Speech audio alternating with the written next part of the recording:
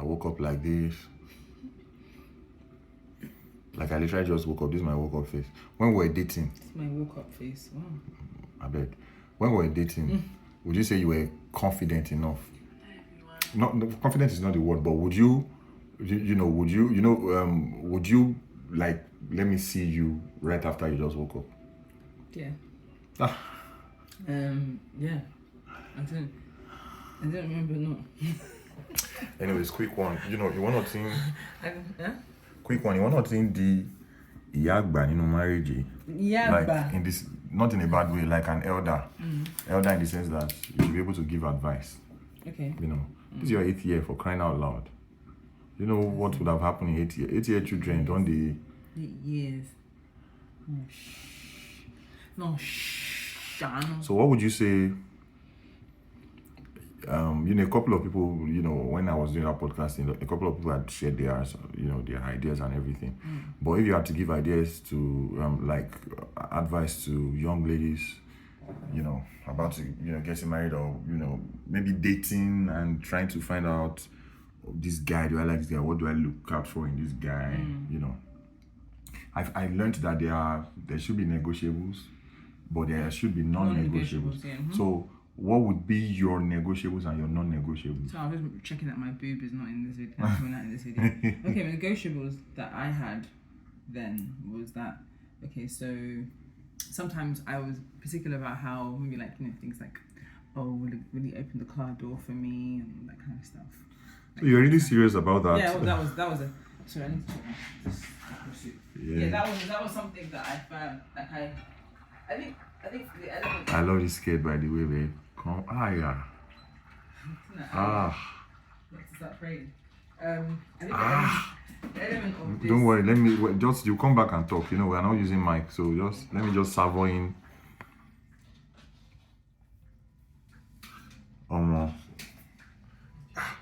If I would tell guys, I think maybe. I think looks should be non-negotiables for guys, in the sense that it has to be, because guys are more look inclined than girls. I believe I am more look inclined than my wife, although my wife too, but because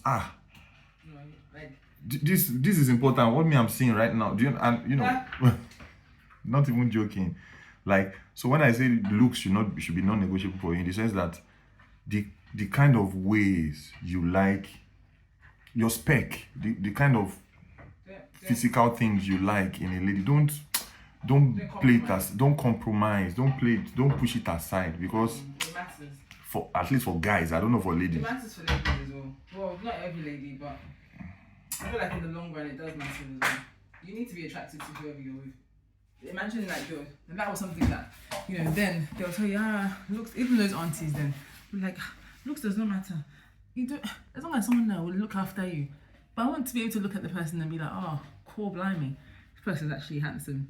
As in, I don't want to feel like I'm managing. And I feel like a lot of our parents' generation, because the whole concept of marriage was like, that's just the next phase of life. It wasn't necessarily about, not for everybody, but for the majority in our culture, it was that this person's going to look after you, he's responsible.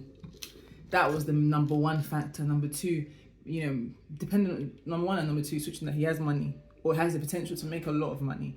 Those were the things that women were taught to focus on. And, as long as he's got, if he has good character, just you were just taught to manage. Whereas in this day and age, I feel like that people are more exposed, right? Social media is there. So like you said, guys are visual, but some women, women like to have, you want to be proud and to be standing by your man and be like, oh, this man is really handsome.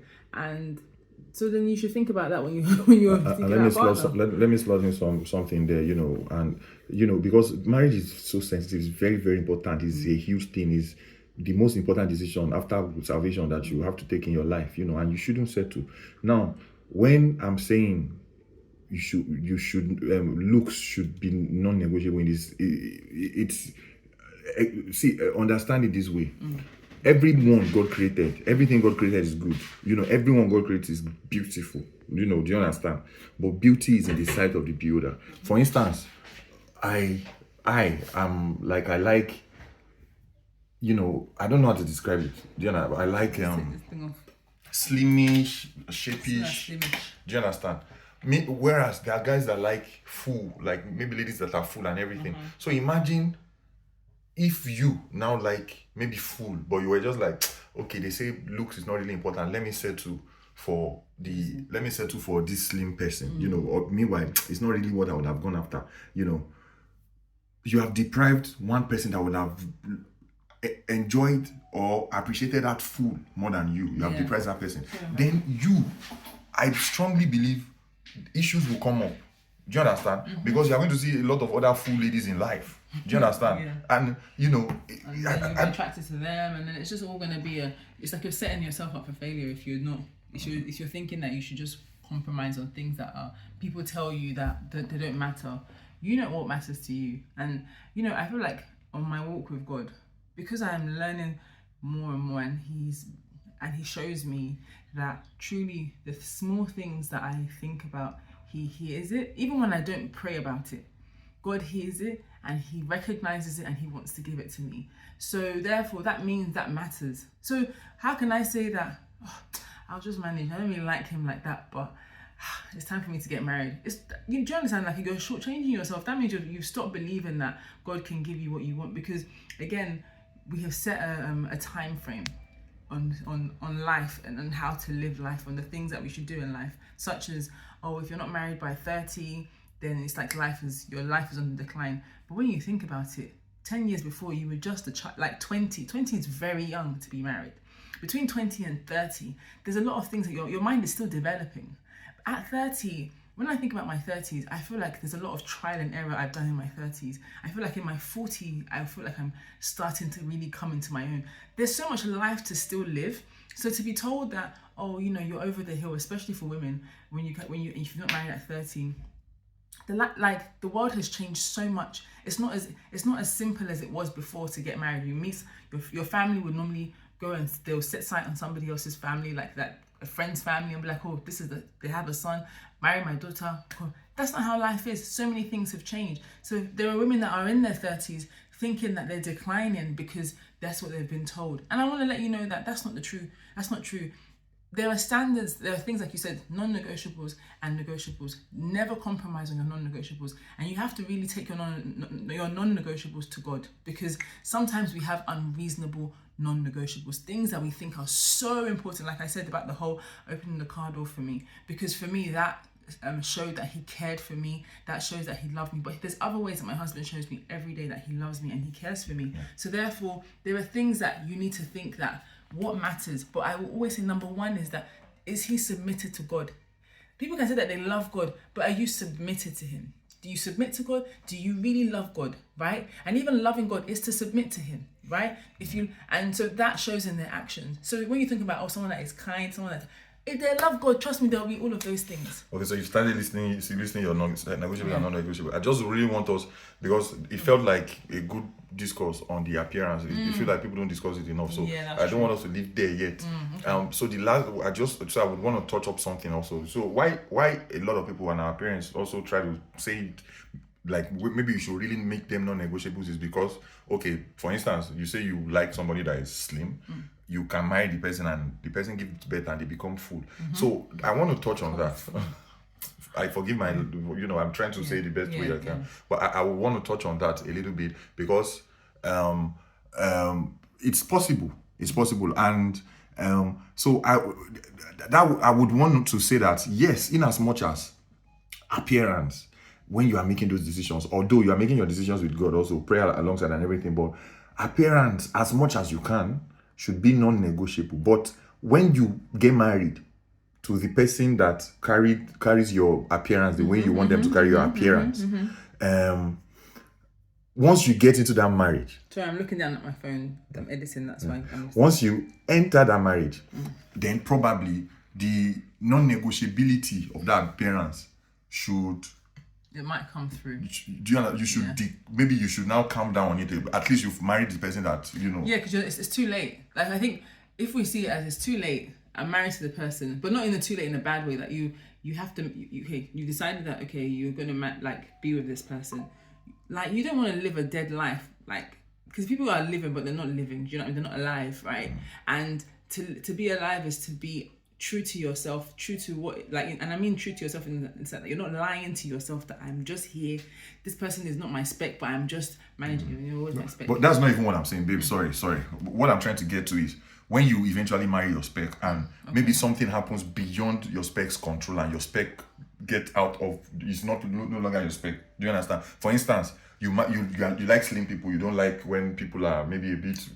I'm getting somewhere. You like slim people. You don't like when people are a bit maybe full, like I'm saying and everything. You know, when you get married, you know that's so there is the making the decisions before you get married and the getting into the reality of when you get married. Making decisions before you get married that's why, according to what my wife says, and I strongly believe that the first bet is, you know, does the person love God? And you need to also go to God for your decisions because God sees the future. God can even tell you, oh, you like slim, but marry this person that is a bit full because in future the person will now be slim according to your spec, you know. But say you do everything according to at least how you would like it before marriage and everything. Once you get married, you have to, because now marriage transcends from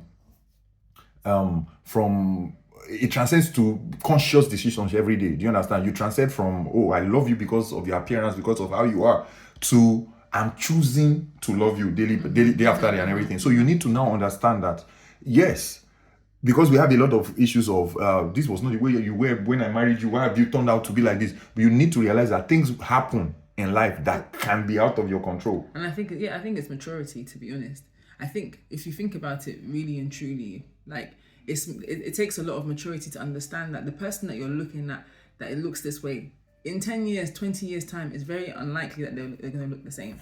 So the decision to marry should not, yes, I agree that looks are important, but they will fade. And this is based on when I've heard like interviews with older people, right? They will talk about that. You will find that in the end that it doesn't even matter because they will get to a point in the marriage that the looks are and the attraction, they've passed that stage. And these are people that are in their 80s and stuff. Like so it's like they've passed that stage. So what was it that you are settling with? Is the character, the content of the character. So because now I'm wanting us to reconcile because you know we said, and which we strongly believe that it should actually be part of your non-negotiables when you're getting married. Getting married to someone that you are physically attracted to according to what your spec are. But now we need to reconcile it with what if when you get married to that person, this thing you like physically, something happens and it's not there any longer. But that's what I'm saying. It's like that's something that is like it comes with maturity in your faith and maturity as a person. Like maturity in your faith that you know you love God, you love this person, and you know I feel like when you're developing your relationship with God, the love for your spouse also increases in spite of their flaws, and that flaw could be character flaw, it could be physical flaws. And I think that over time, that's what, you know, those are the things that God helped us to manage essentially, so that even if the person is like 2-3 times heavier than they were when you first married them, you don't even notice because you just love them so much. And I want to use that example of when, you know, I was near the end of my pregnancy with Fermi, and my nose was like here, from here to here. You didn't even notice. Because you know you're so consumed by love. You know by the love of God. The way you described the nose, but it was quite big. I was a lot puffier.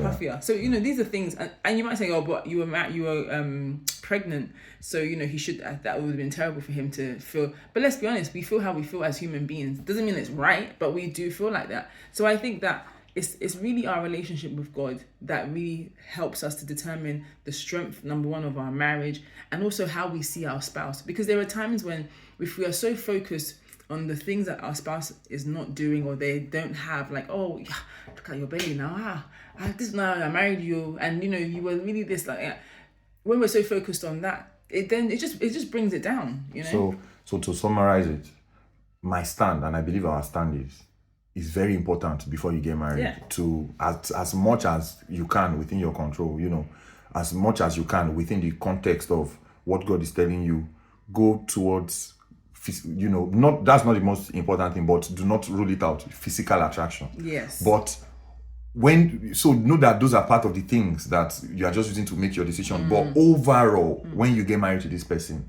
it's now a decision, because early days of marriage, you will attack yourself in the sense that on the bed, the physical attraction is really high, but you need to be mature enough to know that this is not going to carry us. Do you understand?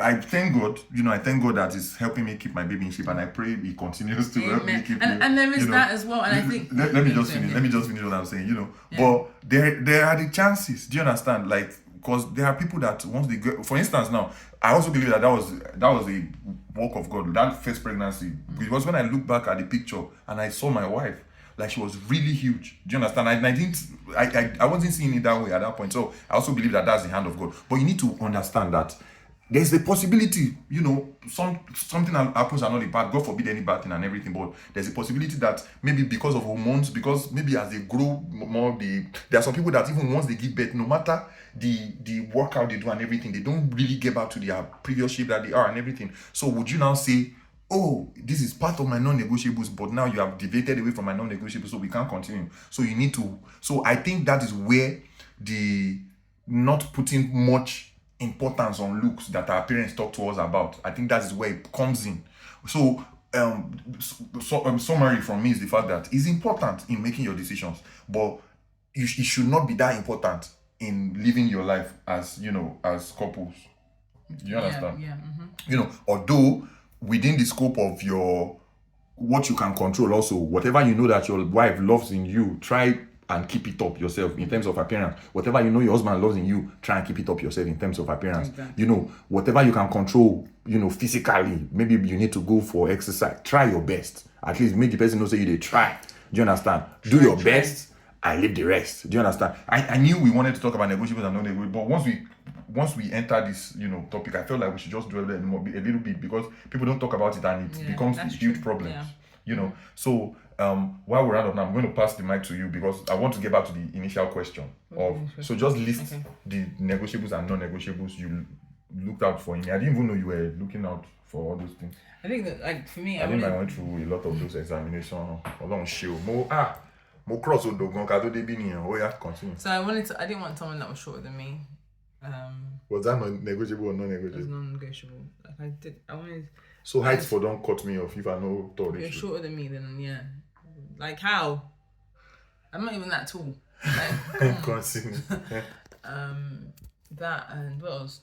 Someone like non-negotiable, someone that wasn't a Christian. That I just couldn't. Yeah. And I think coming from my background was even more important. I just needed to have someone that was in the faith, and actively was, Do you want to explain that a little bit, why that is so important? Yeah, because I come from a Muslim background, so I have tasted other things. Taste and see that the Lord is good and His mercy endures forever. So I have tasted and seen the Lord is good and His mercy endures forever. So I don't want to have anything outside of that. And in my experience, and I say experience because family members and maybe friends, like just the things that I've seen growing up as well, I don't see the cohesiveness a lot when it comes to separate religions in a household. I'm not saying that for everybody. That's just some things that I've seen, especially when I was younger, and I wasn't worried about that. It was a concern for me, and also because I felt like I know where I'm coming from. I just wanted to have everybody be on the same page. I just wanted to be. So basically, you just need someone that is like equally yoked with you in faith. In faith, yeah. So I just needed that because I needed, and I think that I needed that. That was and that has been a major that's what I wanted to mention, and that's why we think that faith really matters. Like you have to be on the same team in faith. You have to be on the same team. And it's not to take away from those that are that have two different faiths in their household, because I have I know people, I have friends like that, and I have family that are in that kind of marriage, and it works for them. But I feel like for me, and it's not just about me and my husband, it's about our children. because when I growing up again, like I said, growing up in the mosque, there were children that their dad would bring them to the mosque, and they might drop their mum off at church on the way. And for me, like I just felt like it was too separate. I wanted It's a everyone deep doing the same thing. conversation. I It's a think deep we would conversation. have an episode talking about that. It's like that. Anyway, but yeah. So your non-negotiables are physical. You say height. That's physical. Height, and I then need to be faith in attracted. God. I need to be attracted to him because I had guys that You were were not attracted to me. that Oh my I was not attracted to. That I even considered. I was thinking, should I just? Maybe my own is too much. So I passed the physical examination exam. So there was physical attraction examination. Anyway, so physical attraction, God. What else? And that was great. And okay. I needed somebody that was similar education or higher than me. So where did I fall in? You similar education. We both have. I'm higher. What? Okay, you're older. I studied engineering. That doesn't matter. What did you study again? It doesn't matter. Media production and Engineering. I studied, baby. So what? Yeah, I'm higher. Take that to the bank. Oh. Anyway. So education, yeah. Education or high. So that was non-negotiable. Why? Oh, that's a tricky one to like. I don't want to like. I know that there are people that. So okay, talk about it on your channel.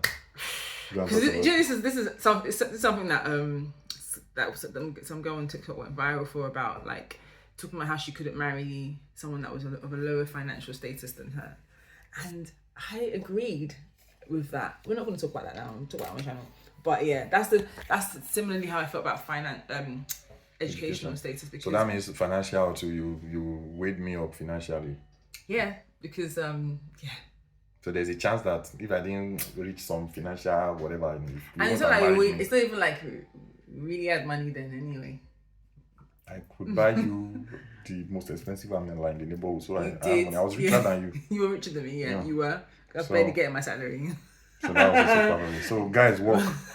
Yeah, and in short, work. And also because I say education because I like there's a lot of I feel like I'm partly an intellectual person. You're very intelligent. Yeah. And probably more intelligent than me. No, I don't think so. You surprise me a lot. Like, not to say that I don't. No. Let me tell you. I've always known that you were intelligent when we first started. She's saying a surprise. Can anything could come out of Jerusalem? When we first started speaking, I was like, wow, this guy is way more intelligent. But I feel like every month, at least once a month, you surprise me with something like, oh, I'll be like, okay. Your vocabulary is a lot more extensive. Say, okay, solo dosha. Basically. Oh, shit. I'm joking. No, but honestly, and I think because I learn from you, that's why I want to be able to learn from my partner and vice versa. And I think you are more intelligent than me. You're very intelligent. Let me. I'm not trying to praise you, because it's not an easy thing to say as a man. Do you understand? So I will say it's only if it's true. I think you are very more intelligent than me. The thing is, so maybe what helps me look intelligent is the fact that God has given me a lot of creativity. That help. That helps with something and everything. But in general walks of life, I learn from you every day. Like you are effortlessly intelligent, and you read a lot. You are highly intelligent. I haven't read in ages. So bask in it right now. Yeah. You understand? But I can't even deny that you are very, very intelligent. I thank God. Meanwhile, that money talk is going to be another topic, because I know there's going to be some controversies there and everything. But I kind of agree with her. Do you understand? You need to marry somebody that you are sure can take care of you and your children in future. But it's not the way people nowadays are going about it. But we would, get into that. Yeah, it's really not. And let me tell you, it's not just about monetary, like in terms of what they have in their hands right now. It's the vision that they have, right? So we'll talk about it. Yeah, we'll talk about that. But It's 23 minutes. Okay. So anyway. Appearance, money, education / intelligence. I didn't say money. Appearance, God. But you put appearance before God. I meant to, but that's what I'm saying. The order of appearance, God, money, education. No, I put education, and then that was kind of fading into money. Yeah. What else? That's it. That's care. it. I knew, although I don't want to just say food. Care. I already said it, that care is a part of God. If someone is kind, it's because their relationship with God is sound as well. You can't be kind. Yes, there are people that are nice people and they're not Christians and they don't know 8 years Jesus. later, the mainest reason that she said yes to me was because I bought amala from Jeff. That's not true, because I am amala. Shelebi. I was just broke. Yes. I was just broke. I was broke. Could I need that phone? I want to some me. But from my I don't care. Yes. When you get one. Because how can you labor is worthy of their wages? And I sound one. Mr. Yes. And I told no. Right. God forbid. No, I'm talking about no. The old man and the child that was in charge of it. God will forgive them. Forgive others. God I shouldn't forgive be cursing. God forgive me. Yeah, amen. Yeah, you guys can see live. I am not perfect. Summary from my. In summary, wait, I was in here. A labourer is worthy of their wages. If you're watching this and you haven't paid the salary of person or someone that's working for you, ask God for forgiveness. Anyway, that's it. So I think the summary, and this is amazing how everything just aligns with what has been on my mind. You know, while praying with my band today, I just dwelt on today. I just told them that, please, I'm going somewhere, guys. Just stay with me. I just said today, because I tried to search my spirit what we should pray for about and everything, and what just kept coming was Jesus, and a song even came that will release soon. Jesus. Then the Bible verse that I love so much that says God has exalted him above all else and given him above all else, at the name of Jesus everything that shall bow, came to me in a different light today, and it came in such a way that whatever issues you would ever have in life, because it says at the name of Jesus every knee shall bow, both of things in heaven and on earth and under the earth. So whatever problem you would have, the problem source can either be from heaven or on earth or under the earth. So that means the problem will always bow to the name of Jesus. And Jesus also says, I'm going somewhere, please. Jesus also says, all power in heaven and on earth has been given unto me. That means that name also is a solution to all things. So it now makes sense when Dunsin was saying, if all I say is Jesus, that is more than enough. So this is for somebody there. Like maybe sometimes when you don't, I'm going somewhere, please, sometimes when you really don't feel like praying, you don't even know what you want to say, you can actually say Jesus, and solutions are coming because that name answers to everything. Now, why am I saying all this? Is the fact that what I believe the Holy Spirit has made me understand about our marriage thus far is the fact that out of all those things you said, which we should really consider as non-negotiables, but the most important is actually the God factor, seeking the face of God, because God actually knows what is best for you. Yes. Because looking back at a lot of mine, in fact, it's through my wife that I now know what is my negotiable and non-negotiable.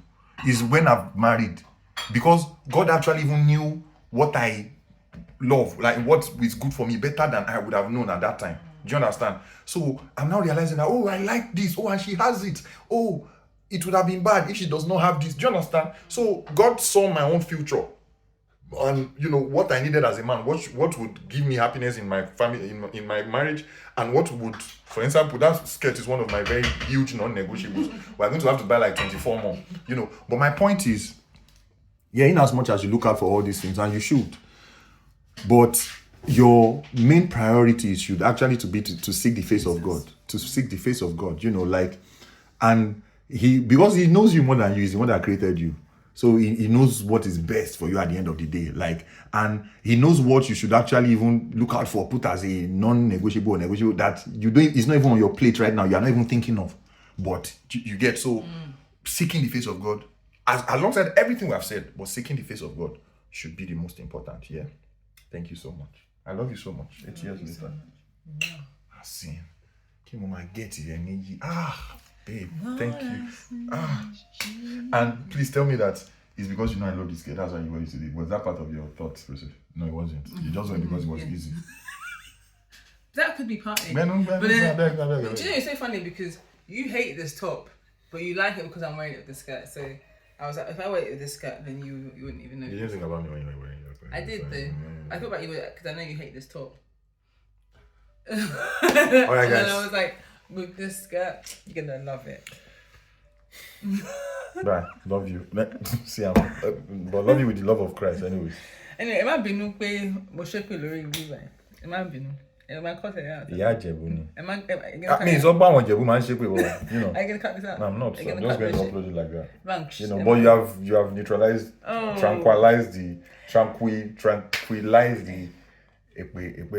Anyway, you've just seen my image. She was just trying to be funny. You don't even shape me. She doesn't actually shape me normally in life. And I thank God for that. Yes, but I don't like those kind of things. I don't like why, I don't like people being taken. God will fight for you and you hold your peace. Alright, bye. 30 minutes.